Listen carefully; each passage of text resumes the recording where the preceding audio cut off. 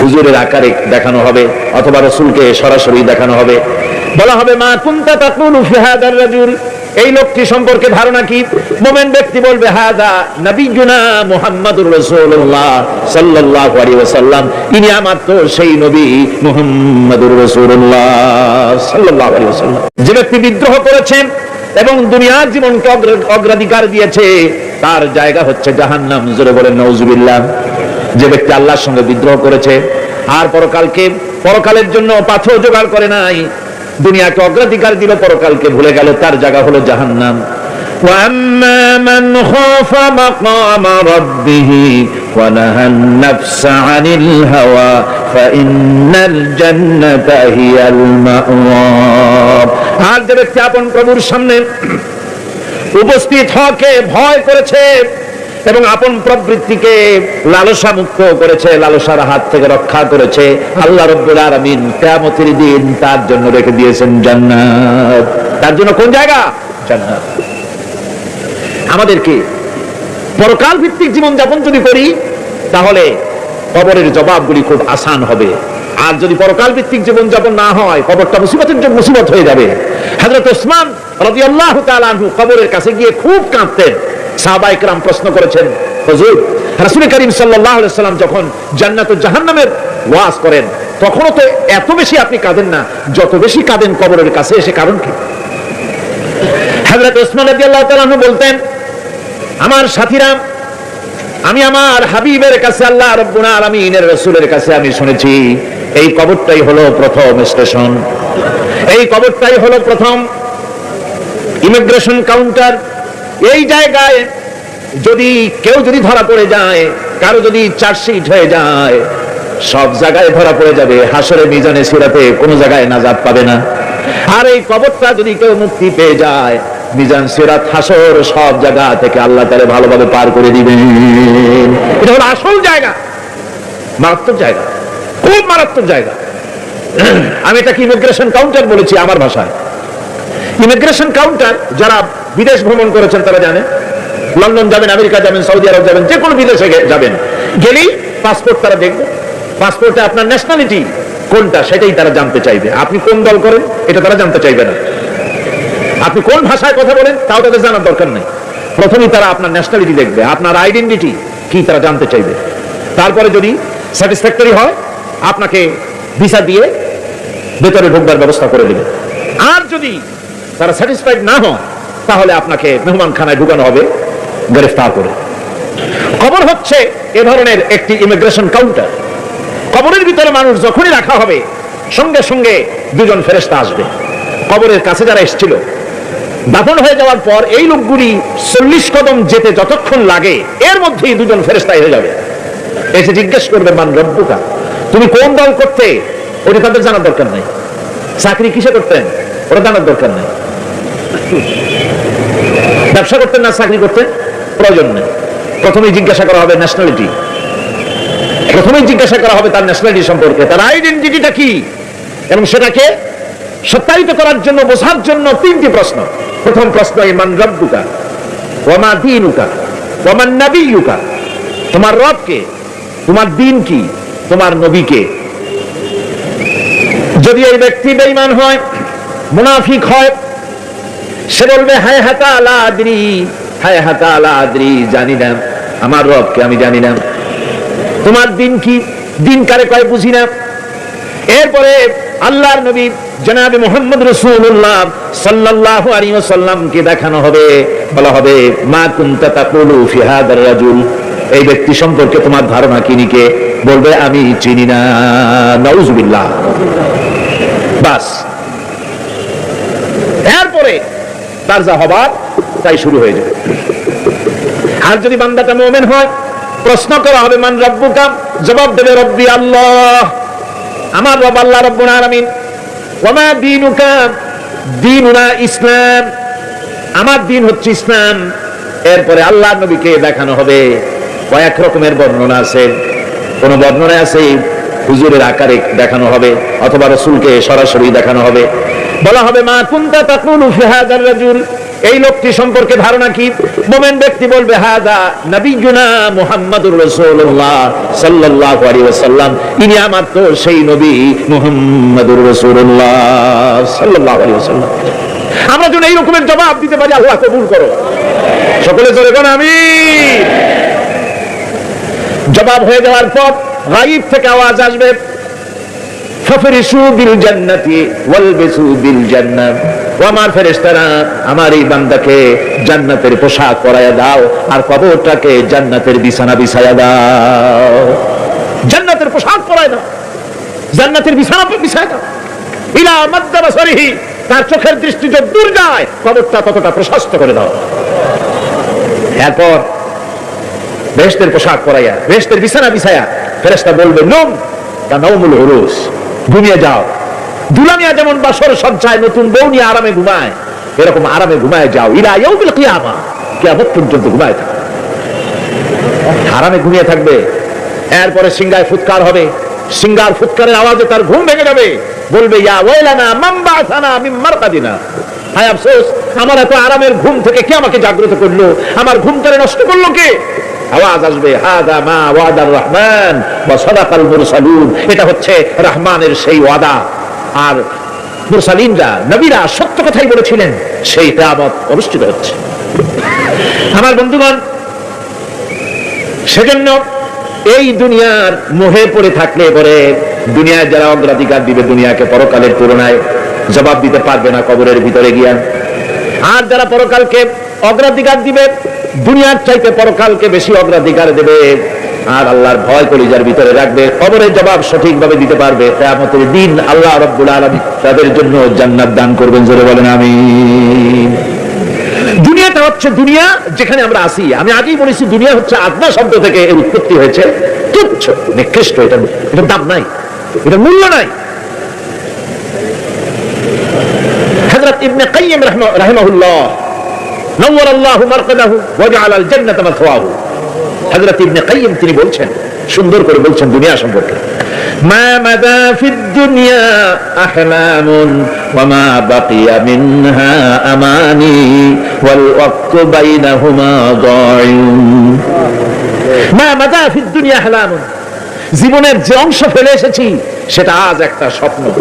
ওয়া মা বাকিয়া মিনহা আমানি, আর জীবনের যে অংশ সামনে বাকি আছে সেটা এখন একটা আকাঙ্ক্ষা। ওয়াল ওয়াক্তু বাইনাহুমা দায়ুন, আর এর মাঝখান থেকে সময় সব চলে যাচ্ছে। কত বড় কথা চিন্তা করেছেন? জীবনের যে অংশ ফেলে এসেছি তা আজকে স্বপ্ন, তা কি বলেন? স্বপ্ন।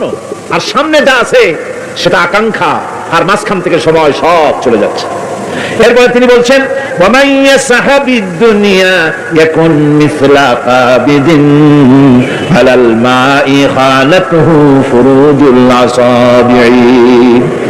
দুনিয়াদারের অবস্থা হচ্ছে এই, কেউ যদি দুই হাতে পানি খামসায় ধরে, দুই হাতে কি ধরছে বলেন?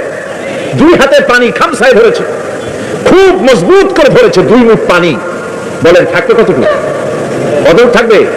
এক ফোঁটাও থাকবে না, কারণ তার আঙ্গুলের ফাঁক তার সাথে খেয়ানত করবে, আঙ্গুলের ফাঁক দিয়া পানিগুলি সব বেরিয়ে চলে যাবে।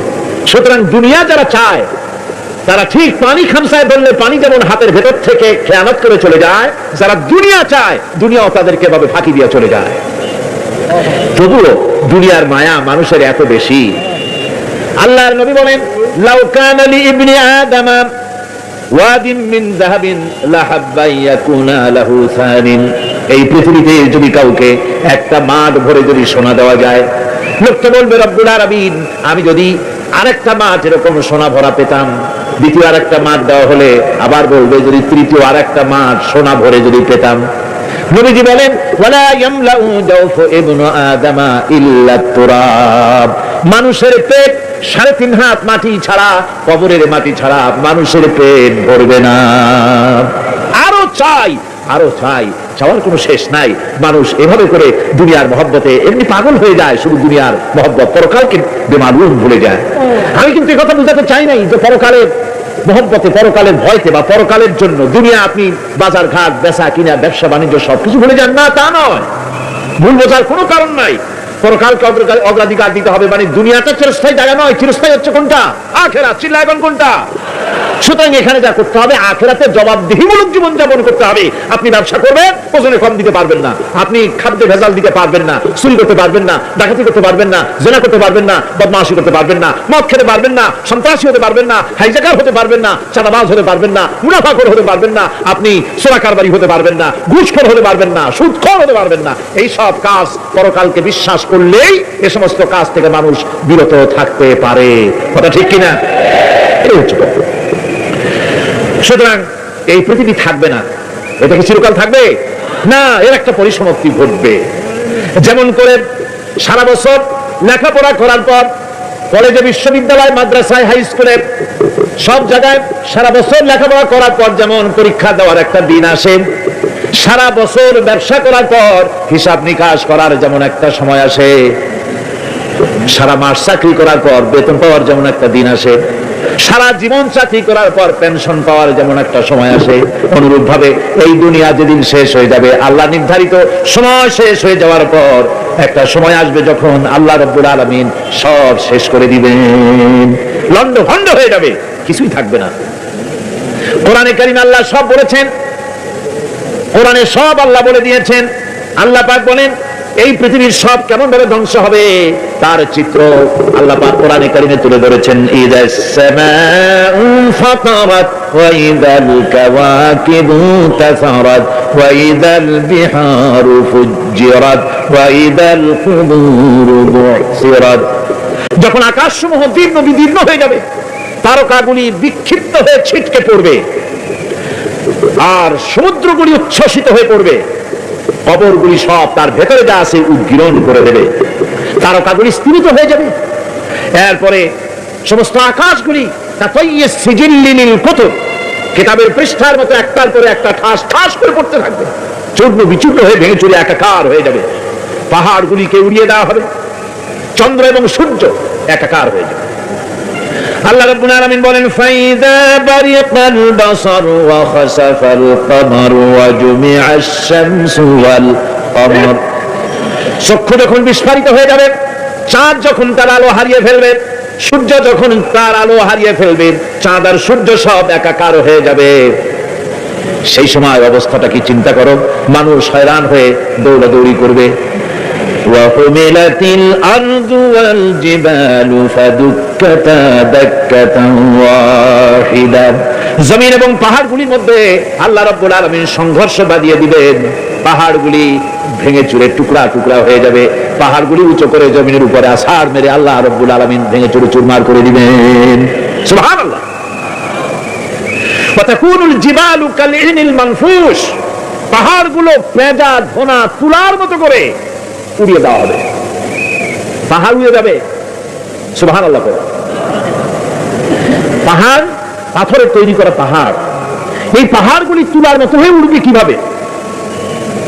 আমি এই দৃশ্য নিজের চোখে কিছুটা হলেও দেখছি। আজ থেকে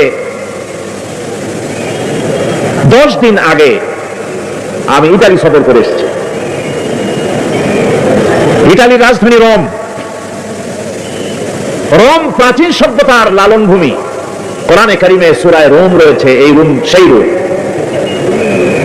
এখানের বাদশার কাছে রাসূল করিম সাল্লাল্লাহু আলাইহি সাল্লাম হেরাক্লিয়াসের কাছে চিঠি পাঠিয়েছিলেন, সেই রোম।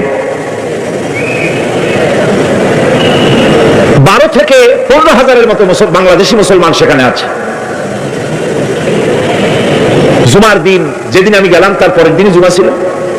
জুমার নামাজ পড়লাম ভ্যাটিকানের কাছেই, বিশাল মসজিদ, ইউরোপের ভিতরে সবচেয়ে বড় মসজিদ এটা। রোম ইসলামের দুশমনদের রাজধানী। সেখানে যখন আযান হচ্ছে আশহাদু আন্না মুহাম্মাদার রাসূলুল্লাহ, আমার অনুভূতির কথা আপনাদেরকে বোঝাতে পারবো না, কি অনুভূতির সৃষ্টি হয়েছে আমার ভেতরে। ভ্যাটিকানের পোপ এক পাশে, কিছু দূরেই ভ্যাটিকান, ওটা হচ্ছে গোটা পৃথিবীর সমস্ত খ্রিস্টানদের কাবা, ভ্যাটিকান। তার পাশেই বিশাল মসজিদ, সেখানে নামাজ পড়লাম। চিন্তার ভেতরে আসলো আল্লাহ রাব্বুল আলামিন তার হাবিবের নাম, তার তাওহীদ, তার রিসালাতকে কিভাবে বিশ্বময় ছড়িয়ে দিলেন। আবু জাহেল চাইছিল মুহাম্মদ সাল্লাল্লাহু আলাইহি ওয়াসাল্লামকে স্তব্ধ করে দেবে মক্কার জীবনেই। কত বদনাম, সাহের, কাহেন, কাযযাব, শায়ের, নাউযুবিল্লাহি মিন যালিক, কত গালাগালি করলো। আর আল্লাহ শুনালেন, হাবিব চিন্তার কোনো কারণ নাই, ওয়ারাফা'না লাকা যিকরাক, আমি আপনার প্রশংসা বিশ্বময় ছড়িয়ে দেব। সুবহানাল্লাহি ওয়া বিহামদিহি। রোম প্রোগ্রাম শেষ করে আমাকে তারা নিয়ে গেল, যেটা আমি বলছি সবর কাহিনী শোনাবার সময়টা না, যেহেতু এর সঙ্গে প্রাসঙ্গিক সেজন্য বলছি। পাহাড় কেমনে তুলার মতো হয়ে উঠবে তার নজির দেখেছি। রোম শহর থেকে 300 মাইল দূরে, 300 কিলোমিটার দূরে নেপোলিয়ান বোনাপার্ট তার বাড়ি, এবং ওটা তার নামে একটা প্রভিন্স। ভূমধ্য সাগরের পারে ভিসুভিয়াস, পৃথিবীর সবচেয়ে বড় আগ্নেয়গিরি, সেটা দেখাতে নিয়ে যাওয়া হলো আমাকে। যে পাহাড়টা পৃথিবীর মাটি থেকে তার চূড়া হচ্ছে 3 মাইল উঁচু, এর 2 মাইল গাড়িতে করে ঘুরে ঘুরে যাওয়া যায়, এরপর আর গাড়িতে যাওয়া যায় না, বাকিটুকু যেতে হবে হেঁটে হেঁটে। পাহাড়ের উপরে অক্সিজেন কম, বেশ কষ্ট হচ্ছিল উঠতে। জীবনে প্রথম পাহাড়ে চড়েছি, জাবালে নূর, রাসূল করিম সাল্লাল্লাহু আলাইহি সাল্লামের উপরে যেখানে ওহী হয়েছিল সর্বপ্রথম। পাহাড় চড়ার একটা অভিজ্ঞতা ওখান থেকে আমার কিছুটা হয়েছিল। খুব কষ্ট হলো বাকি 1 মাইল উঠতে। যখন ভিসুভিয়াসের একদম শীর্ষে চলে গেছি, সেখানে গিয়ে আমার সাথে 15-20 জন লোক ছিল। আমি নিজে আল্লাহু আকবার বলে আমার গলা থেকে আওয়াজ বেরিয়ে গেল। আমি দেখতে পেলাম ভিসুভিয়াসের শীর্ষে বিশাল গর্ত। আমার মনে হয় গর্তটা এই মাঠের 1/4 হবে, এই মাঠের 1/4 হবে গর্তটা। সেই গর্তটার গভীরতা হচ্ছে 1.5 কিলোমিটার। এইখান থেকে পাথরগুলি উত্থিত হয়েছে, আগ্নেয়গিরি পাথর আগুনে গলে লাভা হয়ে এগুলি পাহাড় বেয়ে উচ্চে পড়েছে, চতুর্দিকে 12 মাইল ছড়িয়ে গিয়েছে। আমার মনে পড়ল, ওয়াকুদুহান নাস ওয়াল হিজারা, জাহান্নামের আগুনের ইন্ধন হবে মানুষ আর পাথর। আমি সেখানে সেজদায় পড়ে গিয়ে কান্নাম আর বললাম, আল্লাহ জাহান্নামের আগুন হারাম করে দিও আমাদের জন্য। পাথর কিভাবে গলে পাথরগুলি গলে পুড়ে চতুর্দিকে পড়েছে, আর ছিটকেছে, চতুর্দিকে ছিটকে পড়েছে। সেই পাথরগুলি ছিটকে ছিটকে যেগুলি পুড়ে পড়েছে, সেগুলিকে দূরে সাদা রঙের বলে মনে হয়, কোনোটা সাদা কোনোটা কালো, মনে হয় যেন তুলার মতো হয়ে পড়ে আছে চতুর্দিকে। 1944 সনে তৃতীয়বারের মতো ভিসুভিয়াস অগ্নিগিরি যে অগ্নি উৎপাত করে, তাতে আশেপাশের 12 মাইল এলাকা এফেক্টেড হয়ে যায়।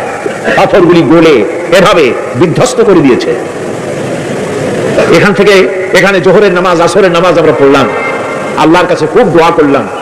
এখনো ধোঁয়া উঠতেছে, এখনো পাহাড়ের ফাটল দিয়ে ধোঁয়া উঠছে। একজন হাত দিয়ে আমাকে বলল যে খুব গরম লাগে ধোঁয়াগুলি। ওখানকার লোকেরা বলল যে ভেতরে এখনো আগুন আছে, তবে সুপ্ত, যে কোনো মুহূর্তে আবার তা জাগ্রত হতে পারে। আমরা সেখান থেকে নেমে এলাম। একটু কিছু দূর গিয়েই সেখানে হলো পম্পেই শহর। এই পম্পেই শহরটা হচ্ছে ঈসা আলাইহিস সালামের জন্মের 2000 বছর আগে এই শহর তৈরি হয়। ঈসা আলাইহিস সালামের জন্মের 179 বছর পর ভূমিকম্প হয়। সেই ভূমিকম্পে গোটা পম্পেই শহরটা পৃথিবীর মানুষের চোখের আড়াল হয়ে যায়, ধ্বংস হয়ে যায়, মাটির তলায় ঘরত হয়ে যায়।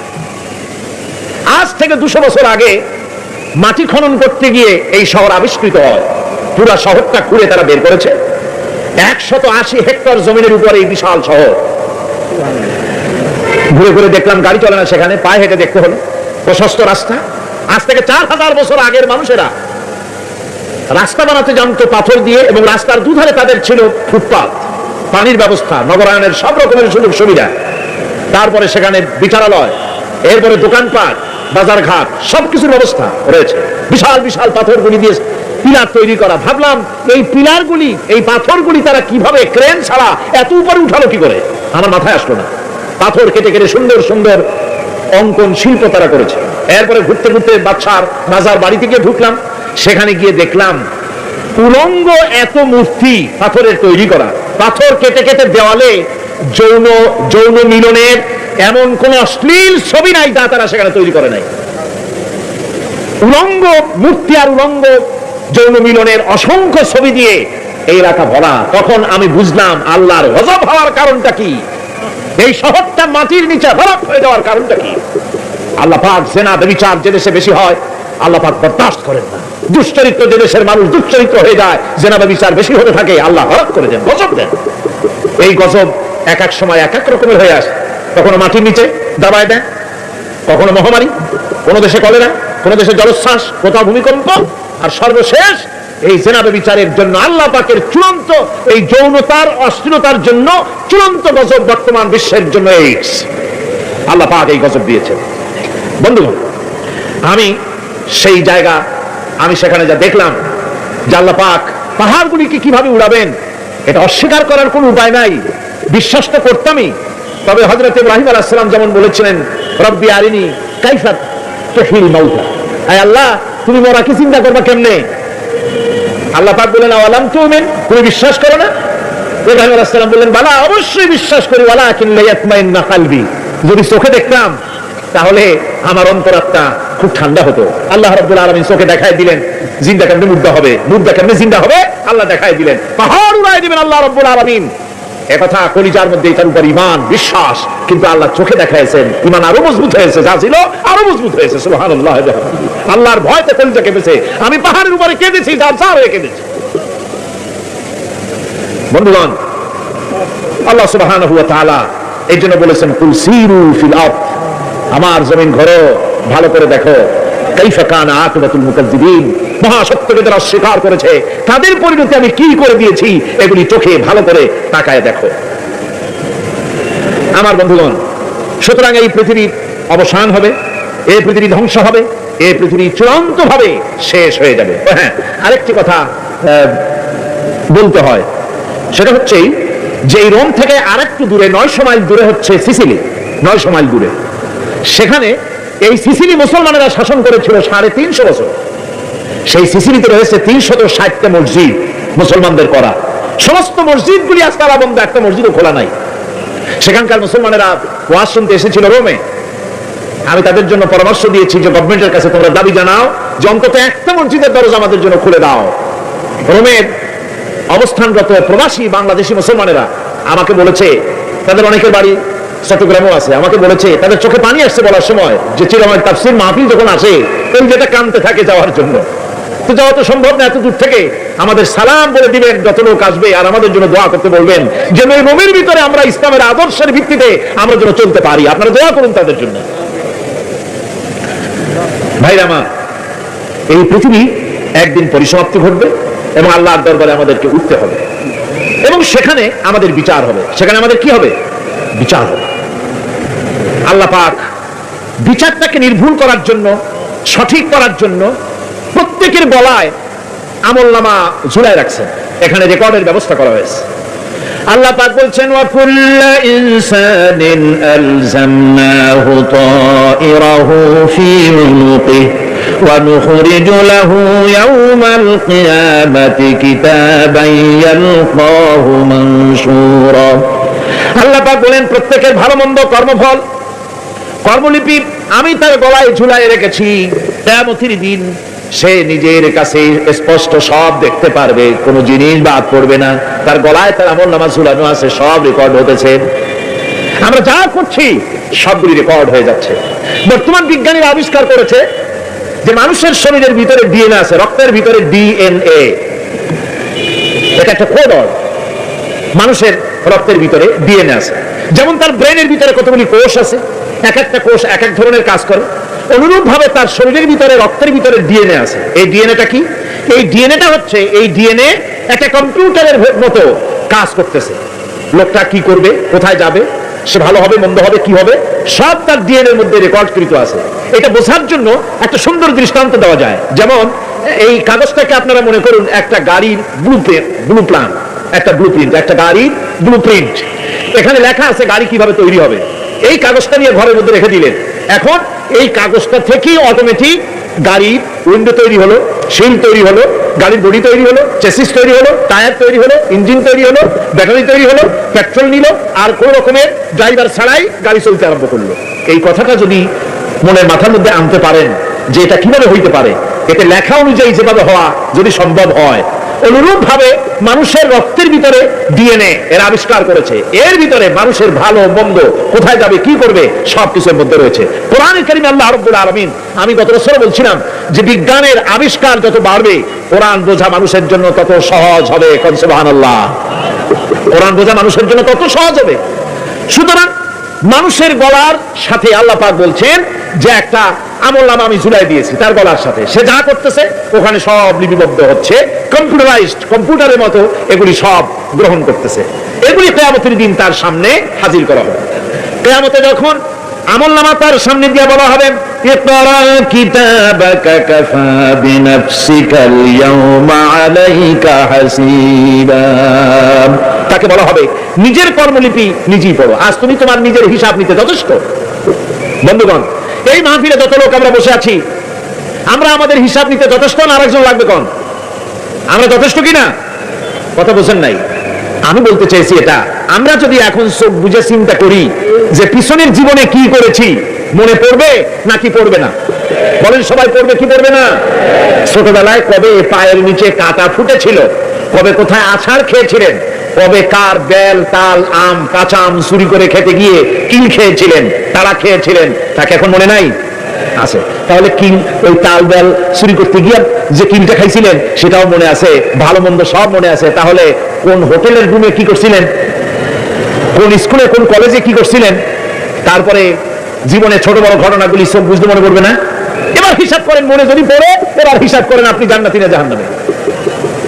আপনি আপনার নিজের হিসাব নেওয়ার জন্য যথেষ্ট। তাকে হিসাব করতে বলা হবে, তোমার হিসাব, তোমার নিজের হিসাব নেওয়ার জন্য তুমি যথেষ্ট, তোমার হিসাব তুমি নিজেই করো, এটা পড়ো। আর সেই কিয়ামতের দিন কোনো সাহায্যকারী মিলবে না। লান তানফাকুম আরহামুকুম ওয়ালা আওলাদুকুম ইয়াওমাল কিয়ামা। লান তানফাকুম, কিয়ামতের দিন কোনো ফায়দা হবে না, অবশ্যই কোনো ফায়দা হবে না, কোনো উপকারে আসবে না। কিয়ামতের দিন তোমার সন্তান, তোমার স্ত্রী, তোমার মাল, তোমার সম্পদ কোনো উপকারে আসবে না। কিয়ামতের ময়দানে সেদিন সব তোমার সাথে বিচ্ছেদ করবে, সব পালায় যাবে। সেখানে উৎকোচেরও কোনো কারবার নাই যে ঘুষ টুস দিয়া, ফেরেশতাদের কোনো রকম বুঝবাজ দিয়া, আলাদা কোনো চোরাগলি পথ দিয়া একেবারে ফুট করে ভেসতে চলে যাবেন, এমন কোনো সুযোগ নাই। অনেকে বলে, হুজুর এমন কিছু দোয়া শিখায় দেন যাতে ওই সব জেহাদ বোমা এগুলি খুব ভয় পাই, ও সব রাস্তা না, খুব সহজে কিছু দোয়া দুরূদ করিয়া আস্তে করে জান্নাতে চলে যাওয়া যায়, এরকম একটা দোয়া, এরকম একটা পথ বলে দেন। আমি বলি, ভাই এরকমের কোন সূরাগুলি আমার রাসূল আবিষ্কার করতে পারেন নাই, আল্লাহর পয়গম্বরের এই ধরনের কোন পথ আবিষ্কার করতে পারেন নাই।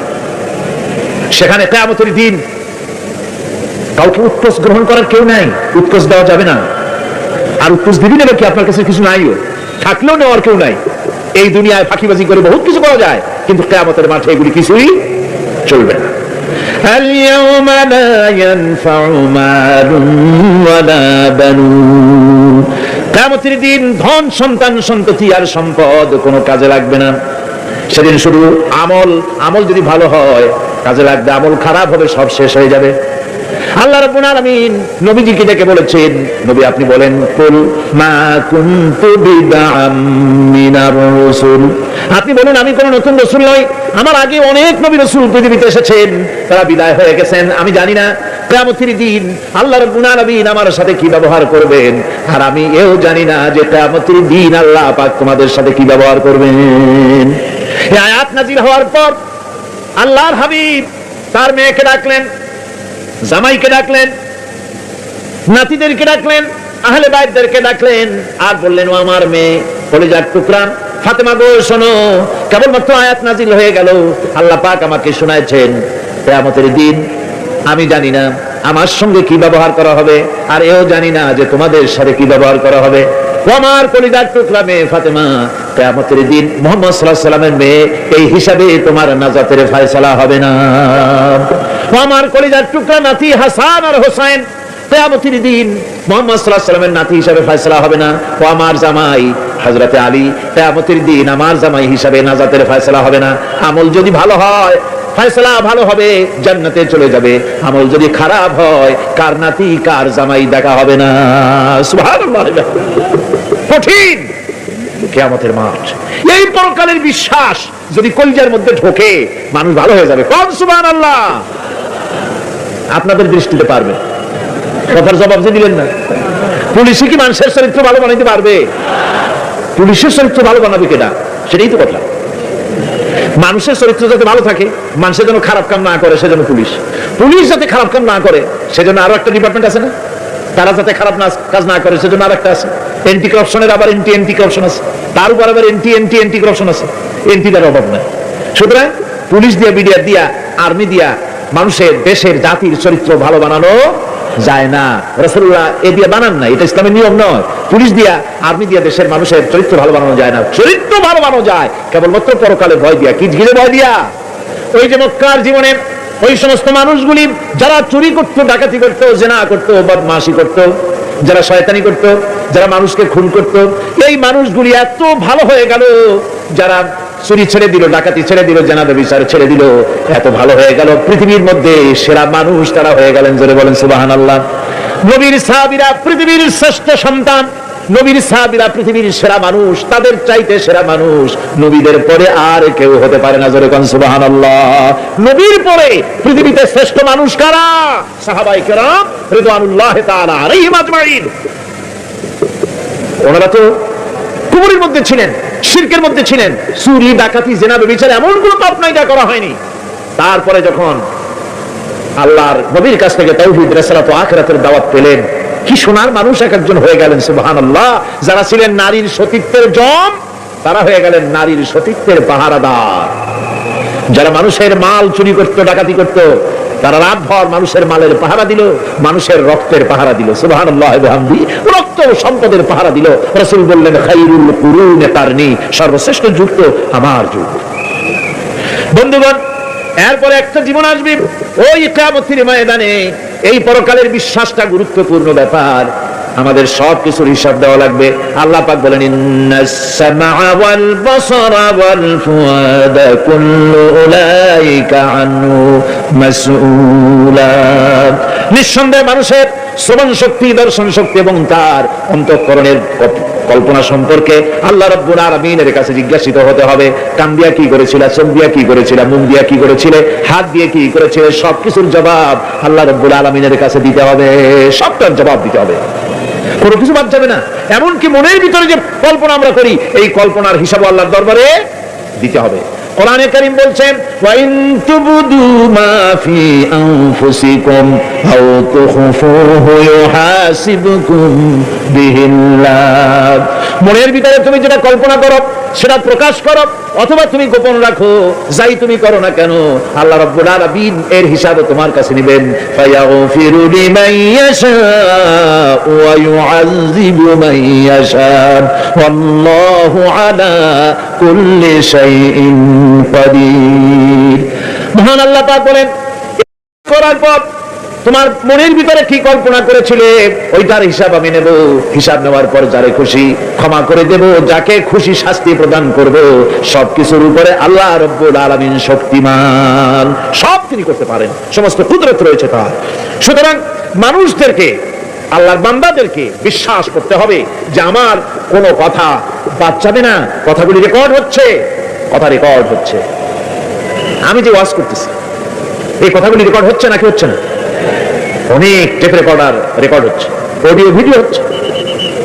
আজ থেকে 50 বছর পর যদি এই রেকর্ড বাজানো হয়, আমাকে যদি বলা হয় যে আপনি অমুক জায়গায় অমুক কথা বলেছেন, আমি যদি বলি না আমি কথা বলি নাই, তারপরে যদি রেকর্ড বাজানো হয়, তাহলে আমি কথা যে বলি নাই যদি বলি, তাহলে এটা ধরা পড়বে না? সেখানে ধরা পড়বে না? তাহলে এই মানুষের কথা প্লাস্টিকের ফিতায় রেকর্ড করে 50 বছর, 100 বছর, 200 বছর, 500 বছর যদি প্লাস্টিকের ফিতায় এটাকে চলচ্চিত্র করে অথবা টেপ রেকর্ডারে করে যদি ধরে রাখা যায়, এই বুদ্ধিটা কে দিলেন কোন তো দেখি? সবাই কোন বুদ্ধিটা দিলেন কে? যে আল্লাহ রাব্বুল আলামিন মানুষের মাথায় বুদ্ধি দিলেন, যার দ্বারা সে মানুষের কথাবার্তা, অ্যাক্টিভিটি সব ধরে রাখতে পারে। সেই আল্লাহ রাব্বুল আলামিন বুঝি আপনার আমার কথা এবং আপনার আমার অ্যাক্টিভিটিসকে তিনি বুঝি ধরে রাখতে পারবেন না কিয়ামত পর্যন্ত? পারবেন কিনা? সেজন্য রাব্বুল আলামিন বলেন, মা ইয়ালফিযু মিন কাওলিন ইল্লা লাদাইহি রাকীবুন আতীদ। সমস্ত কথা রেকর্ড হচ্ছে। সুবহানাল্লাহ কোন জোরে? সমস্ত কথা রেকর্ড হচ্ছে। একটা কথা বাদ যাবে না। মুখ আছে বলেই কথা বলবেন তা না, হিসাব করে কথা বলতে হবে। গীবত দেওয়া যাবে না, মিথ্যা কথা বলা যাবে না, মিথ্যা ওয়াদা করা যাবে না। মিথ্যা ওয়াদার তো মৌসুম এসে গেছে, কি বলেন বোঝেন কথা? হ্যাঁ, মিথ্যা ওয়াদার মৌসুম এসে গেছে। এখন মৌসুমে বাহার, মিথ্যা বলার। কত সুন্দর সুন্দর ওয়াদা, সোনা দিয়ে রাস্তা বানায় দেবো। অভুক্ত মানুষদের বলা হয় না খেয়ে মরবেন না, কিন্তু কি খেয়ে মরবে তাও কয় না। আমরা যদি যাইতে পারি তাহলে মটকির মতো রসগোল্লা বানাই দেবো, গরুর গাড়ির চাকার মতো জিলাপি বানাই দেবো। খাইতে গিয়ে হা করে চিপে থাকবে। কত রঙিন রঙিন কথা। মিথ্যা ওয়াদার সময় এসেছে। ভাইরা আমার, পরকাল যদি বিশ্বাস করে সেই ব্যক্তি কিছুতেই মুখ আছে বলেই যা খুশি বলবে না, পরনিন্দা করবে না, পরচর্চা করবে না, হাত আছে বলেই যা তা লিখবে না। ঘটনা হইল একটা, লিখলো আর একটা। কলম একটা আছে বলেই যা খুশি তা লেখা যায় না, মুখ আছে বলেই যা খুশি তা বলা যায় না, চোখ আছে বলেই যা খুশি তা দেখা যায় না। গরু খাওয়া জায়েজ করা হয়েছে বলে গরুর লেজ থেকে মাথা পর্যন্ত পাইকারি দরে সব খাওয়া যায় না। গরু খাওয়া হারাম না হালাল? হালাল। পাইকারি দরে লেজ থেকে মাথা পর্যন্ত সব খাওয়া হালাল না। ওর মধ্যে আল্লাহ কিছু হারাম রেখে দিছে, সেগুলোকে বাইসে খাইতে হবে। আল্লাহ দেখতে চান পাইকারি দরে জমের খাওয়া খাও না আমার হারাম গুলি বাদ দিয়ে খাও, নিষেধ করা গুলি বাদ দিয়ে খাও। মুখ আছে বলেই যা খুশি তা বলা যাবে না, কান আছে বলেই যা খুশি তা শোনা যাবে না, চোখ আছে বলেই যা খুশি তা দেখা যাবে না, হাত পা আছে বলেই যা খুশি তা করা যাবে না। সবটার পেছনে আল্লাহ রাব্বুল আলামিনকে ভয় করা লাগবে। মহান আল্লাহ রাব্বুল আলামিন বলে, বান্দারে তোমার সমস্ত কার্যাবলী এমনকি তোমার চাহনিটা পর্যন্ত কার দিকে কি নিয়তে তাকাইছো কেউ জানে না, আমি আল্লাহ রাব্বুল আলামিন জানি। وَيَعْلَمُ خَائِنَةَ الْأَعْيُنِ وَمَا تُخْفِي الصُّدُورُ। তোমার অন্তঃকরণ কি জিনিস গোপন করে আর তোমার চক্ষু কি লুকোচুরি খেলে আমি তার পাই। সুবহানাল্লাহ ওয়া বিহামদি। চশমার ফাঁক দিয়া কি দেখো, কারে দেখো, কি নজরে দেখো, সানগ্লাস পরিয়া কেউ ঠিক পায় না, আমি ঠিক পাই। সুবহানাল্লাহ, যেরকম সুবহানাল্লাহ। সুতরাং চোখের নজরের হিসাব হবে, হাতের কাজের হিসাব হবে, পায়ের চলার হিসাব হবে, আপনার বলার হিসাব হবে। মুখে যা বলেছেন, যা করেছেন, হাত পাও দিয়ে যা করেছেন, সবকিছুর হিসাব হবে কিয়ামতের দিন। আল্লাহর দরবারে সবকিছু উপস্থিত হবে, কোনো জিনিস বাদ পড়বে না। فَمَن يَعْمَلْ مِثْقَالَ ذَرَّةٍ خَيْرًا يَرَهُ وَمَن يَعْمَلْ مِثْقَالَ ذَرَّةٍ شَرًّا يَرَهُ। ছোট্ট একটা ভালো কাজ যদি করো তাও হাজির করা হবে সামান্যতম ভালো কাজও তোমার বাদ পড়বে না। আর ক্ষুদ্রতম কোনো খারাপ কাজ করলে তাও উপস্থিত করা হবে, সব তোমার সামনে, কোনো জিনিস বাদ পড়বে না, সব দেখতে পাবে কিয়ামতের দিন। ভালো কাজটাও আর খারাপ কাজটাও আল্লাহর কাছে সেদিন আল্লাহ পাক মানুষের সামনে উপস্থিত করে দিবেন।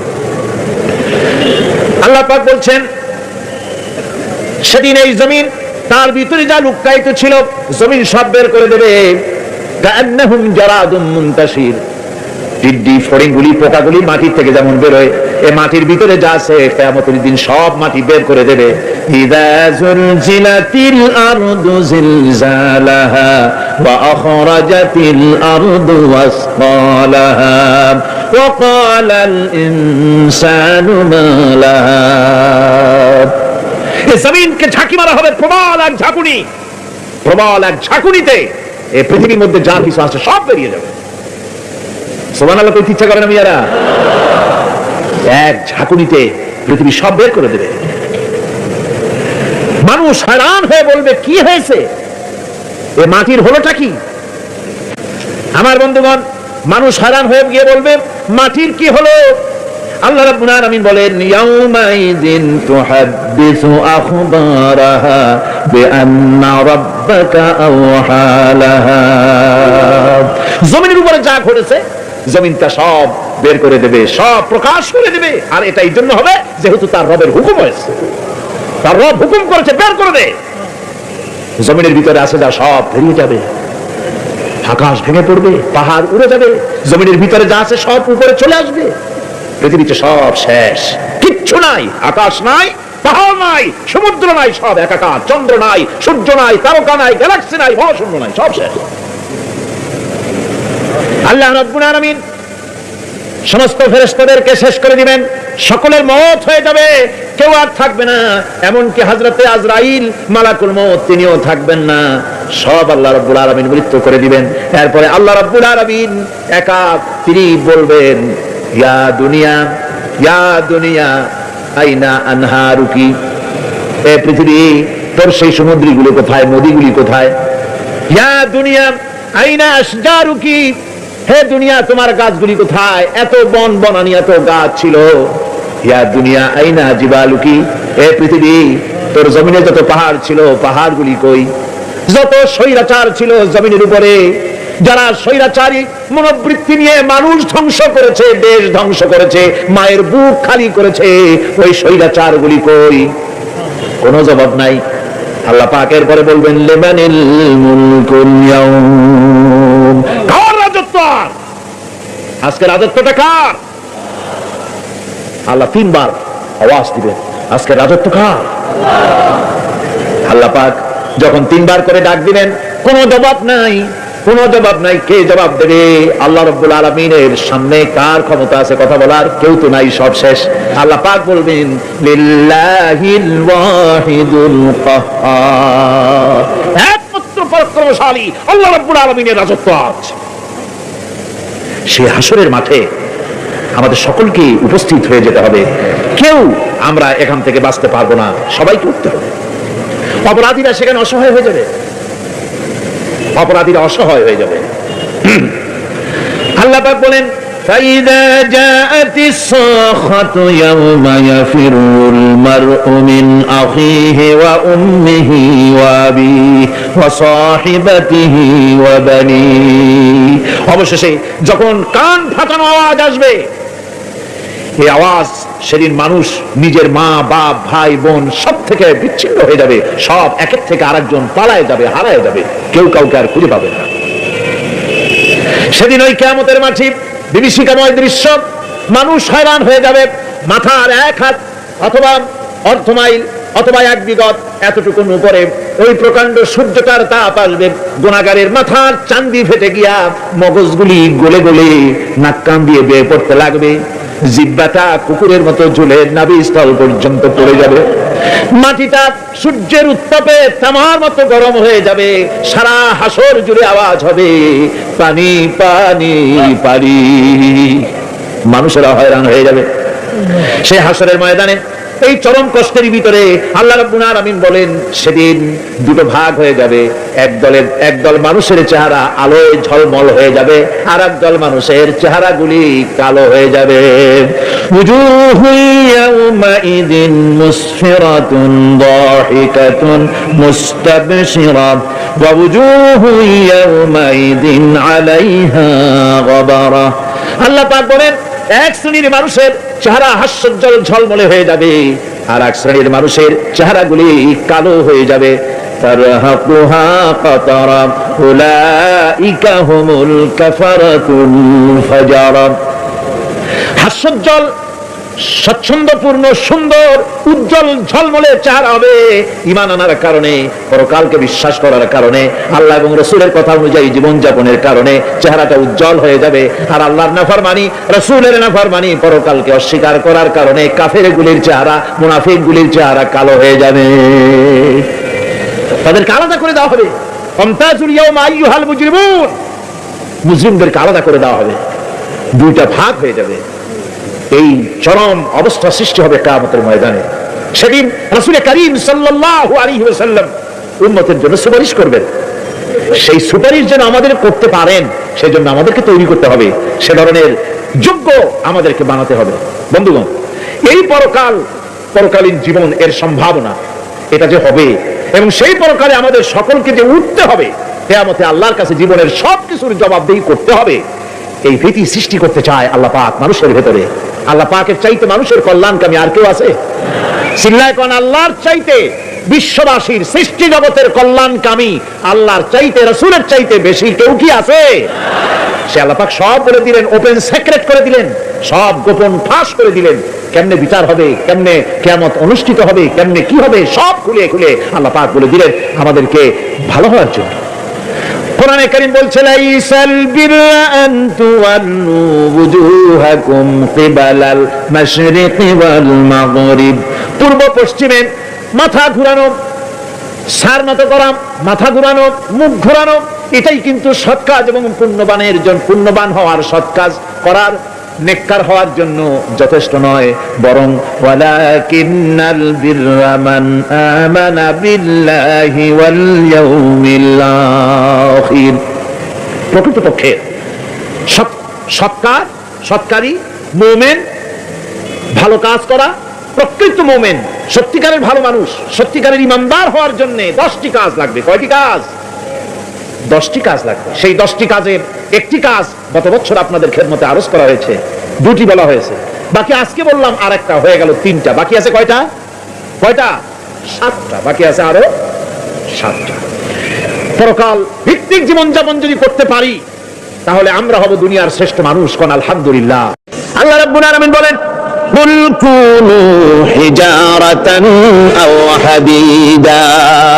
নবী শুনিয়ে দেন, তোমরা যদি মরে গিয়া মাটির সাথে মিশে গিয়া যদি পাথর হয়ে যাও, আর যদি তোমরা লোহাও হয়ে যাও, তারপরেও আল্লাহ রাব্বুল আলামিন তোমাদেরকে জিন্দা করবেন, আবার তোমাদের উঠাবেন। ওরা বলে যাচ্ছে, বুঝলাম, কে উঠাবে আমাদের? কেমনে উঠাবে? আল্লাহ পাক বলেন ফাসায়াকুলুনা মান ইউরিদুনা। ওরা বলে আমাদেরকে কে উঠাবে, আমাদেরকে কে জিন্দা করবে? আল্লাহ পাক জবাবে বলেন কুলিল্লাযী ফাতারাকুম আউওয়ালা মাররা। যিনি তোমাদেরকে প্রথম সৃষ্টি করেছেন তিনি আবার তোমাদেরকে জিন্দা করবেন। আল্লাহ পাক সুন্দর করে বোঝাচ্ছেন। এই সব কথা শোনার পরে ফাসায়ুনগিদুনা ইলাইকা রুউসাহুম ওয়া ইয়াকুলুনা মাতা হুয়া। এসব কথা শোনার পরে আল্লাহ বলেন ওই কাফেরেরা মাথা ঝুলায় ঝুলায় বলে আচ্ছা তা বুঝলাম। আল্লাহ বলেন ওরা মাথা ঝুলায় আর বলে আচ্ছা বুঝলাম, তবে কবে সেই কিয়ামত অনুষ্ঠিত হবে? আল্লাহ বলেন নবী শোনায় দাও, কুল আসা আন ইয়াকুনা করিবা। বেশি দেরি নাই, হতে পারে খুবই তাড়াতাড়ি। কি বলা যায়, সে সময়টা অতি নিকটবর্তী হয়ে যেতে পারে, খুবই নিকটবর্তী সে সময়, সে বেশি দেরি হওয়ার কথা নয়। আল্লাহ পাক এবার মানুষকে যুক্তি দিয়ে বোঝাচ্ছেন। কোরআনে কারীম মানতে মানুষ অস্বীকার করলে আল্লাহ ডান্ডার ব্যবস্থা করেন নাই। নবীজিকে বলেছেন ইন্নামা আনতা মুযাক্কিরুন লাস্তা আলাইহিম বিমুসাইতির। নবী আপনি একজন উপদেশক, উপদেশ দিয়ে যান, আপনাকে দারোগা করে বানাই নাই লাঠি চার্জ করার জন্য, পিটায় মানুষ হেদায়েত করা দরকার। মানুষকে বুঝান, যুক্তি দিয়ে বুঝান। আল্লাহ নিজে যুক্তি দিচ্ছেন, আনতুম আশাদ্দু খালকান আমিস সামাউ বানাহা। ওই কাফেরেরা, তোমরা যারা পরকালকে অস্বীকার করো, তোমাদেরকে উঠাইতে পারবো না যারা তোমরা বলছো, তোমাদেরকে সৃষ্টি করা কঠিন না ওই বিশাল আকাশটাকে সৃষ্টি করা কঠিন? ওই বিশাল আকাশটাই তো আমি আল্লাহ সৃষ্টি করেছি, যেরকম সুবহানাল্লাহ। তত বড় আকাশটারে যিনি বানাইতে পারলেন, সে কথা বুঝি তোমাকে তৈরি করতে পারবে না? আল্লাহ পাক বলছেন ফানজুর ইলা আসারি রাহমাতিল্লাহি কাইফা ইউহিল আরদা বাদা মাউতিহা। লক্ষ্য করে দেখো এই পৃথিবীর মাটিকে আল্লাহ কিভাবে জিন্দা করেন, মুর্দা মাটি। এই মাটি চৈত্র বৈশাখ মাসে প্রখর রোদে মাটি ফেরে চৌচির হয়ে যায়। এই ফেটে যাওয়া চৌচির মাটিতে আল্লাহ পাক বৃষ্টির পানি দিয়ে এই মাটিকে, এই মৃত্যু মাটিকে আল্লাহ পাক যেভাবে জিন্দা করেন, ইন্না যালিকা লামুহিল মাউতা ওয়া হুয়া আলা কুল্লি শাইইন কাদির। সে আল্লাহ পাক তোমরা মরলে পরে আবার এভাবে জিন্দা করতে পারবেন, যেরকম সুবহানাল্লাহ। আমার ভাইরা, আল্লাহ পাকের পরে বলেন দেখো মৃত্যু জমিনকে কেমনে জিন্দা করি। আল্লাহুল্লাযী আরসালার রিয়াহা ফাতুসিরু সাহাবা ফাসুকনাহু ইলা বালাদিন মাইতিন ফাআহইয়ানা বিহিল আরদা বা'দা মাউতিহা কাযালিকান নুশুর। আমি আল্লাহ রাব্বুল আলামিন ওই সমুদ্রের নোনা পানিগুলোকে, সমুদ্রের লবণাক্ত পানিগুলিকে বাষ্পীয় আকারে উত্থিত করে মেঘমালায় পরিণত করি, আর এরপরে বাতাসকে হুকুম করি, বাতাস এই মেঘটারে টেনে নিয়ে যাও অমুক জায়গায়। মেঘ চলে এলো, আল্লাহ রাব্বুল আলামিন বলেন মেঘ এবার বিন্দু বিন্দু করে বৃষ্টি বর্ষণ করে দে। আমার হুকুমে ওই পানিগুলি বৃষ্টি হয়ে বিন্দু বিন্দু হয়ে জমিনে পতিত হয়। আল্লাহ বলেন এভাবে করে বৃষ্টির পানি দিয়া মরা জমিনকে জিন্দা করে দিয়া নববধূ গর্ভধারণের যেমন প্রস্তুতি নেয়, বৃষ্টির পানি পায়া মরা জমিন তেমন ফসল ধারণের জন্য প্রস্তুতি নিয়ে নেয়। সুবহানাল্লাহ ওয়া বিহামদিহি। এইটা যেভাবে আমি করি কাযালিকান নুশুর, এইভাবে করে তোমাদের কি কিয়ামতের দিন আমি জিন্দা করতে পারবো? কেমনে অস্বীকার করো? কাইফা তাকফুরুনা বিল্লাহি ওয়া কুনতুম আমওয়াতান ফাহইয়াকুম সুম্মা ইউমীতুকুম সুম্মা ইলাইহি তুরজাউন। কি করে তুমি আমাকে, আমি আল্লাহকে অস্বীকার করো? কুনতুম আমওয়াতান, তুমি ছিলে নিষ্প্রাণ, ফাহইয়াকুম, এরপরে আমি তোমাকে জিন্দা করলাম, সুম্মা ইউমীতুকুম, এরপরে তোমাকে আমি মৃত্যু করব, সুম্মা ইউহয়িকুম, এরপরে তোমাদেরকে আবার আমি জিন্দা করব, সুম্মা ইলাইহি তুরজাউন, এরপরে তোমাদের সকলকেই আমার কাছে ফিরে আসতে হবে। দেখেন না, আমরা যখন মানুষকে কবরে রাখি, কবরে রাখা তারপরে উপরে মাটি দিয়ে কি বলেন আপনারা?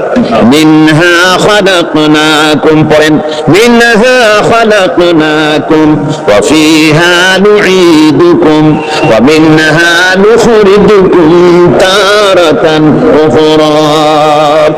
এ বান্দা, এই মাটি দিয়া তোরে তৈরি করা হয়েছিল, এই মাটির ভিতরে রেখে গেলাম, আবার এই মাটি থেকে আল্লাহ রাব্বুল আলামিন তোমারে জিন্দা করবেন।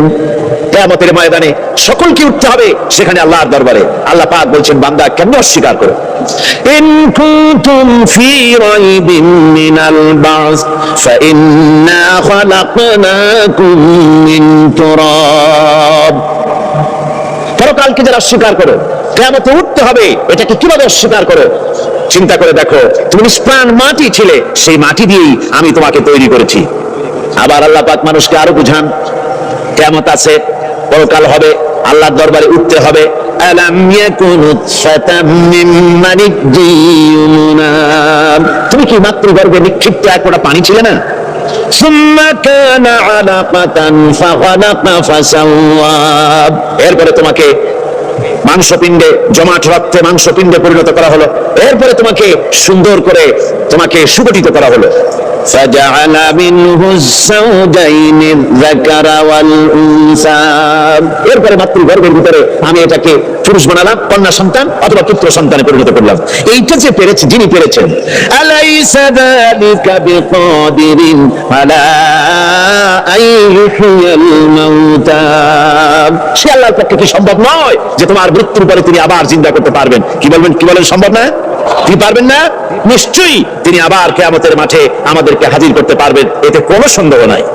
আল্লাহ পাক সেই জন্য এখানে বলতেছেন যে ওরা বাল কাযযাবু বিসসাম, ওরা আসলেই পরকালকে অস্বীকার করেছে। আপনি যে নবী, এতে কোনো সন্দেহ নাই। আপনি খানা খান, আপনি বাজারে যান, এটাই মূল আপত্তির বিষয় না। মূল কথা হলো তারা পরকালকে অস্বীকার করেছে। আল্লাহ পাক বলেন, وأن الساعة آتية لا ريب فيها, অবশ্যই সে সময় আসবে, সে কিয়ামত আসবেই, এতে কোনো সন্দেহ নাই। وأن الله يبعث من في القبور, আর আল্লাহ পাক তিনি কবরের মধ্যে অন্তর্হিত যা কিছু আছে সবাইকে কিয়ামতের দিন আল্লাহ পাক ময়দানে উঠাবেন। কিয়ামতে আল্লাহর দরবারে সকলকে হাজির হতে হবে। আমার বন্ধুগণ, আল্লাহ পাক বলেন, ওয়া লাকাদ খালাকনাল ইনসানা মিন সুলালাতিন মিন তিন, লক্ষ্য করো, তুমি ছিলে মাটির নির্যাস থেকে তোমাকে তৈরি করা হয়েছে। শুধু মাটির নির্যাস থেকে তোমাকে কোনো মডেল ছাড়া, কোনো ধরনের আদর্শ ছাড়া, কোনো ধরনের নমুনা ছাড়া তোমাকে সৃষ্টি করা হলো। সুম্মা জাআলনাহু নুতফাতান ফি কারারিন মাকিন, এরপরে মাতৃগর্ভের একটা অত্যন্ত সুরক্ষিত জায়গায় তোমাকে সংরক্ষণ করা হয়েছিল। সুম্মা খালাকনান নুতফাতা আলাকাতান ফাখালাকনাল আলাকাতা মুদগা, রক্তপিণ্ডকে, নাপাক পানিকে জমাট রক্ত করেছি, জমাট রক্তকে আমি আবার গোশত পিণ্ডে পরিণত করেছি। ফাকাসাউনাল ইযামা লাহমা, এরপরে সুন্দর করে চামড়া দিয়ে, গোশত দিয়ে একটা আকৃতি তোমাকে দান করেছি। সুম্মা আনশানাহু খালকান আখারা ফাতাবারাকাল্লাহু আহসানুল খালিকিন, এরপরে সুন্দর একটা বিশেষ একটা আকৃতি দিয়ে তোমাকে আমি সুন্দর করে সুগঠিত করে তোমাকে তৈরি করেছি। সুম্মা ইন্নাকুম বাদা যালিকা লামাইয়িতুন, এরপরে আমি আল্লাহ রাব্বুল আলামিন তোমাকে মৃত্যু দেব, অবশ্যই তোমাকে মৃত্যুবরণ করতে হবে। সুম্মা ইন্নাকুম ইয়াউমাল কিয়ামাতি তুবআসুন, এরপরে কিয়ামতের দিন আসবে, ওই বিশেষ মুহূর্ত আসবে, সেই নির্দিষ্ট সময় আসবে, ওই কিয়ামতের মাঠে আল্লাহর দরবারে তোমাদের সকলকে উঠতে হবে, কোনো সন্দেহ তাতে নাই।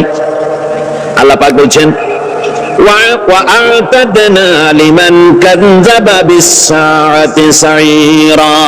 আমার এই পরকালকে, এই আখিরাতকে, কিয়ামতের দিনকে যারা অস্বীকার করবে, যারা মিথ্যা মনে করবে, আমি তাদেরকে জ্বলন্ত আগুনের শাস্তি তাদের জন্য রেখেছি। জোরে বলেন নাউজুবিল্লাহ। সেই কিয়ামত যে দিনটা আল্লাহ পাক মানুষের জন্য রেখেছেন, সেই কিয়ামতের অবস্থা বড়ই মারাত্মক। মানুষেরা তা জানে না। মানুষ যদি তা বুঝতে পারতো, জানতে পারতো, তাহলে মানুষেরা গুনাহের কাজ করতে পারতো না। আপনারা কি চিন্তা করেন, ওই যে কাফেরগুলি মক্কার জীবনে রাসূল পাক সাল্লাল্লাহু আলাইহি ওয়াসাল্লামের মক্কি জিন্দেগিতে যে সমস্ত মানুষগুলি চুরি করতো, ডাকাতি করতো, জিনা করতো, বদমাশি করতো, মানুষ হত্যা করতো, এই লোকগুলি ফিরে আসতো কিসের কারণে? তাদেরকে এই আখিরাতের কথা বলা হয়েছে, এই পরকালের কথা বলা হয়েছে। কোরআন শরীফে আল্লাহ রাব্বুল আলামিন পরকালের কথা, মৃত্যুর কথা, কিয়ামতের কথা, হাসরের কথা, সিরাতের কথা, মিজানের কথা, মওতের কথা যত বলেছেন, জান্নাতের কথা যত জায়গায় যতগুলা বলেছেন, সবগুলি আয়াতে কারিমা যদি এক জায়গায় করা যায়, তাহলে পুরা কোরআন শরীফের 1/3 10 পারার সমান হবে। জোরে বলেন সুবহানাল্লাহ। সর্বশেষ যে ব্যক্তি জাহান্নাম থেকে মুক্তি লাভ করবে, তাকে আল্লাহ পাক বলবেন, ফেরেশতাদেরকে বলবেন, আমার ফেরেশতারা আমার এই বান্দাকে জান্নাত এবং জাহান্নামের মাঝখানে রেখে দাও। জান্নাত এবং জাহান্নামের মাঝখানে লোকটি যখন থাকার জায়গা পাবে, সে জান্নাতের দিকে তাকায়া দেখবে আর কাঁদতে থাকবে। আল্লাহ পাক জিজ্ঞেস করবেন, বান্দারে যুগের পর যুগ ধরে জাহান্নামে কেঁদেছে, আমি রব্বুল আলামিন জাহান্নাম মাফ করে দিয়া জান্নাত জাহান্নামের মাঝখানে রেখে দিয়েছি, আযাব থেকে তো বেঁচে গেছো, এখন কাঁদো কেন? লোকটি বলবে, রব্বুল আলামিন কান্দি এই কারণে, জাহান্নাম থেকে মাফ করেছো, তোমার শুকরিয়া আদায় করি। জান্নাত তো আমার কপালে নাই, কিসমতে নাই, কিন্তু জান্নাত আমি এখান থেকে দেখতে পাচ্ছি, জান্নাতের সুঘ্রাণ আমার নাকে আসতেছে, কপালে নাই যাওয়ার। আমি কাঁদি এই জন্য, তুমি যদি মেহেরবানি করে আমাকে জান্নাতের দরজার কাছে একটু দাঁড় করায় দিতা, প্রাণ ভরে তোমার জান্নাতের দৃশ্যটা একটু দেখতা। আল্লাহ পাক তার আরজি পূরণ করবেন, বলবেন যাও। ফেরেশতাদের বলবেন, জান্নাতের দরজার কাছে দাঁড় করা দাও। জান্নাতের দরজার কাছে দাঁড়িয়ে লোকটি আবার কান্না শুরু করবে। আল্লাহ পাক প্রশ্ন করবেন, এবার কান্দো কেন? লোকটি বলবে, রব্বুল আলামিন কান্দি এই কারণে, জান্নাতের এই দরজায় দাঁড়ায়া জান্নাতের অফুরন্ত নিয়ামত কিছুই ভালো করে দেখা যায় না, শুধু অল্প জায়গা দেখি। যদি তুমি আমারে দয়া করে জান্নাতের মাঝখানে দাঁড় করায় দিতা, চতুর্দিকে তাকায়া তাকায়া দেখা করি যারা ঠান্ডা বানাইতাম। তবে আমি ওয়াদা করি, জান্নাতের কোন নাজ নিয়ামত, কোন ফল আমি খাবো না, ধরবো না, ছুঁইব না। একটুখানি মেহেরবানি করে মাঝখানে দাঁড় করায় দাও, জান্নারে ঠান্ডা করি। আল্লাহ রাব্বুল আলামিন ফেরেশতাদের বলবেন, আমার এই বান্দারে জান্নাতের মাঝখানে দাঁড় করাইয়া দে। আল্লাহর নবী বলেন, জান্নাতের মাঝখানে দাঁড়িয়ে লোকটি আগের চাইতে আরো জোরে চিৎকার মেরে কাঁদতে থাকবে। আল্লাহ পাক বলবেন, বান্দারে কি হলো তো? দরজার কাছে আসতে চাইছো, আইনা দিলাম। আবার এবার মাঝখানে আসতে চাইছো, তাও এনে দিয়েছি। আবার কান্দো কেন? লোকটি বলবে, রব্বুল আলামিন এবার কান্দি এই জন্যে, তুমি যখন দয়া করে একটিবার জান্নাতের মাঝখানে এনে আমাকে দাঁড় করায় দিয়েছো, তুমি রহমান রহিম গফুরুর রহিম, এই জান্নাত থেকে আবার বাইর করে দিও না। আল্লাহ রাব্বুল আলামিন বলবেন, ও আমার বান্দারে, আমার এই জান্নাত তোর খুব পছন্দ হয়েছে নাকি? লোকটি বলবে, রব্বুল আলামিন কলিজা ঠান্ডা হয়ে গেছে, ভাবতেও পারি না এই জান্নাত এত সুন্দর। আল্লাহ পাক বলবেন, বান্দারে এরকম একটি নয়, দুইটা নয়, তোর জন্য আমি 10টা জান্নাত এরকম রিজার্ভ করে রাখছি। সুবহানাল্লাহ, সুবহানাল্লাহ। আল্লাহ পাককে ভয় করে পৃথিবীর সমস্ত পাপ থেকে যারা নিজেকে রক্ষা করবে, আল্লাহ তাদের জন্য এই জান্নাত রেখে দিয়েছেন। সুবহানাল্লাহ। সেই জান্নাতের রিসিপশন আপনারা আন্দাজ করতে পারবেন না, রিসিপশন কারে কয়। কি এর প্রধানমন্ত্রী আর প্রেসিডেন্ট 4-5টা পুলিশ আর্মি আসে একটা ছট করে শরীফ মারলো, বাস শেষ হয়ে গেল, এরকম না। জান্নাতীদেরকে রিসিপশন দেওয়া হবে। জান্নাতীরা যখন আল্লাহর হুকুমের জান্নাতের দিকে যেতে লাগবে, আর যখন জান্নাতের কাছে চলে যাবে, আল্লাহ রাব্বুল আলামিন শোনায় দিচ্ছেন, হাত্তা ইযা জাউহা ফুতিহাত আবওয়াবুহা ওয়া ক্বালা লাহুম খাযানাতুহা সালামুন আলাইকুম তিবতুম ফাদখুলুহা খালিদিন। সুবহানাল্লাহ। জান্নাতীরা যখন জান্নাতে প্রবেশ করার দরজার মুখোমুখি হবে, তার রক্ষীগণ তখন বলবে সালামুন আলাইকুম, আল্লাহর শান্তি তোমাদের উপরে বর্ষিত হোক। সুবহানাল্লাহ। দুনিয়ার টাটকা সুখগুলি দুই পা দিয়ে ঠেলে দিয়েছো, টাটকা সুখগুলি গ্রহণ করো নাই, হারাম খাও নাই, আল্লাহ দ্বীন কায়েমের জন্য রক্ত দিয়েছো, জীবন দিয়েছো, কষ্ট করেছো, আল্লাহকে ভয় করেছো। আমাদের সালাম গ্রহণ করো, জান্নাতের মধ্যে ঢুকে যাও চিরকালের জন্য। সুবহানাল্লাহ। আর বাইরে হওয়া লাগবে না, চিরকাল এই জান্নাতের মধ্যে তোমরা বসবাস করতে পারবে। আল্লাহ রাব্বুল আলামিনের ফেরেশতারা বলে দিবে। জান্নাতের মধ্যে আল্লাহ পাক হুরদের সঙ্গে জান্নাতীদের বিয়ের ব্যবস্থা করে দিবেন। কোরআনে কারিমে আল্লাহ পাক বলেন মুত্তাকিইনা আলা সুরুরিন মাসফুফাতিন ওয়া যাওয়াজনাহুম বিহুরিন আইন। সামনাসামনি ভাবে সাজানো সারি সারি আসন সমূহের উপর তারা ঠেস লাগায় বসে থাকবে, আর আল্লাহ রাব্বুল আলামিন হুরদের সাথে জান্নাতীদের বিয়ের ব্যবস্থা করে দিবেন। যেসব হুরের সঙ্গে বিয়ে হবে তাদের আল্লাহ পাক বিবরণ দিচ্ছেন কি রকম হবে তারা। লাম ইয়াতমিসহুন্না ইনসুন ওয়ালা জান। এর পূর্বে জিন এবং ইনসান এদেরকে কেউ স্পর্শ করে নাই। কিরকম তারা? কাআন্নাহুন্নাল ইয়াকুতু ওয়াল মারজান। যেমন ঝিনুকের ভিতরে মণিমুক্তা থাকে, এইভাবে আল্লাহ পাক তাদেরকে পবিত্র করে রেখে দিয়েছেন। আমার প্রিয় ভাইরা, আল্লাহ রাব্বুল আলামিন কোরআনে কারীমের ভিতরে বলেছেন ফাবিআইয়ি আলা'i রাব্বিকুমা তুকাযযিবান। জান্নাত দান করে আল্লাহ পাক এবার জান্নাতীদেরকে সম্বোধন করে বলবেন ইয়া ইবাদি লা খাউফুন আলাইকুমুল ইয়াওমা ওয়া লা আনতুম তাহজানুন। হে আমার বান্দারা, লা খাউফুন আলাইকুমুল ইয়াওম, আজ আর কোনো ভয় নাই। সুবহানাল্লাহ, সুবহানাল্লাহ। আজ আর কোনো ভয় নাই, কোনো চিন্তাও নাই, আরামে এই জান্নাতের মধ্যে বসবাস করো। এরপরে আল্লাহ পাক জিজ্ঞেস করবেন ও আমার জান্নাতীরা, আমি যেসব ওয়াদা করছিলাম আমার ওয়াদা মোতাবেক সমস্ত নিয়ামত পেয়েছো? তারা বলবে হ্যাঁ পেয়েছি, সব নিয়ামত আপনার ওয়াদা মোতাবেক সব পেয়েছি। আল্লাহ রাব্বুল আলামিন বলবেন সব পাও নাই, ওয়ালাদাইনা মাজিদ, আমার কাছে আরো বেশি আছে।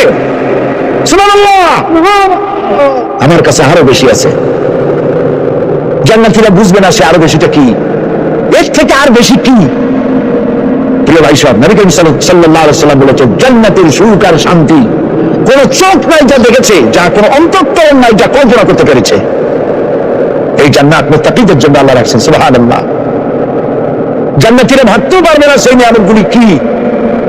প্রিয় ভাই সব, সেই মুহূর্তে আল্লাহর নবী মুহাম্মদ রাসূলুল্লাহ সাল্লাল্লাহু আলাইহি ওয়াসাল্লাম বলবেন রব্বুল আলামিন আমার উম্মতেরা জান্নাতীরা বুঝতে পারে নাই আপনার কাছে কি নিয়ামত আরো বেশি আছে।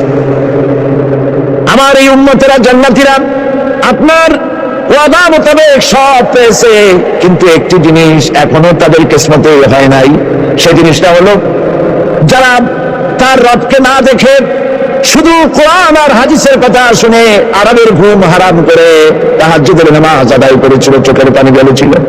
যারা জান্নাত দেখে নাই, জাহান্নাম দেখে নাই, আপনাকে ভয় করে যারা জীবন পরিচালনা করেছিল, যারা আপনাকে দেখে নাই, না দেখে শুধু কোরআন হাদিস বিশ্বাস করে যারা অকাতরে নিজেদের জীবন বিলিয়ে দিয়েছিল, এই জান্নাতীরা এখন পর্যন্ত তার রবকে দেখতে পারে নাই।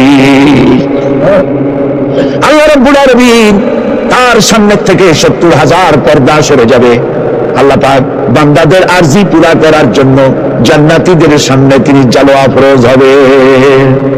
কোরআন শরীফের ভিতরে আল্লাহ পাক বলে জান্নাতীরা তারা আল্লাহর দিকে, জান্নাতীরা তার রবের দিকে তাকিয়ে থাকবে, আর রব তার বান্দাদের দিকে তাকায়া থাকবে। প্রাণ ভরে জান্নাতীরা রবকে দেখবে। সুবহানাল্লাহ, আল্লাহ পাককে দেখবে। প্রাণ খুলে আজ দোয়া করি রব্বুল আলামিন জান্নাতের যেই পরিবেশে যেই জায়গায় তুমি দয়া করে তোমার গোলামদেরকে তুমি নিজে দর্শন দিবে, দেখা দিবে। মনিব ও আমাদের রব, আজ এই বিশাল জনসমুদ্র নিয়ে তোমার দরবারে আবেগ ভরা কণ্ঠে বলি, যে অনুষ্ঠানটি তুমি এমন মুবারক অনুষ্ঠান করবে যেখানে তুমি জান্নাতীদেরকে দেখা দিবে। ওই জান্নাতের কোনো একটি, ওই অনুষ্ঠানের কোনো একটি কোনায় কানায় আমাদেরকে দাঁড় করাইয়া দেখান তো।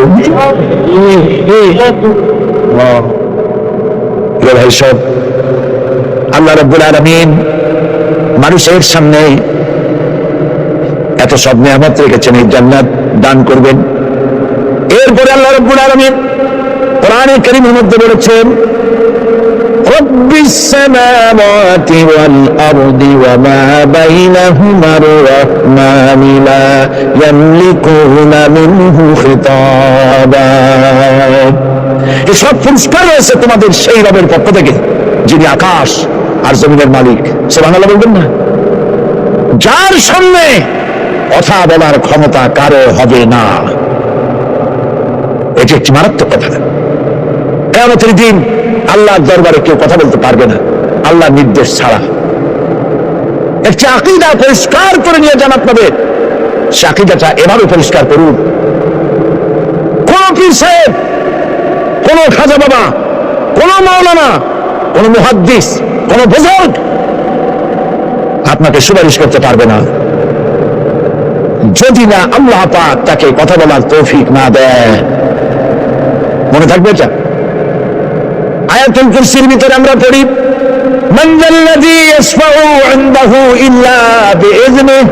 আল্লাহ পাক বলেছেন কিয়ামতের দিন আল্লাহর দরবারে কার সাহস আছে কথা বলতে পারে?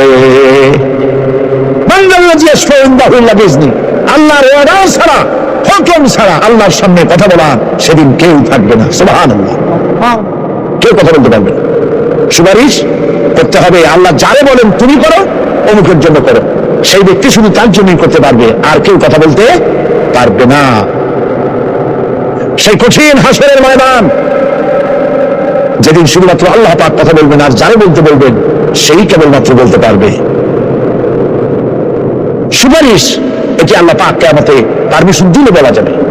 ربنا ظلمنا أنفسنا وإن لم تغفر لنا وترحمنا لنكونن من الخاسرين ربنا لا تزغ قلوبنا بعد إذ هديتنا وهب لنا من لدنك رحمة إنك أنت الوهاب।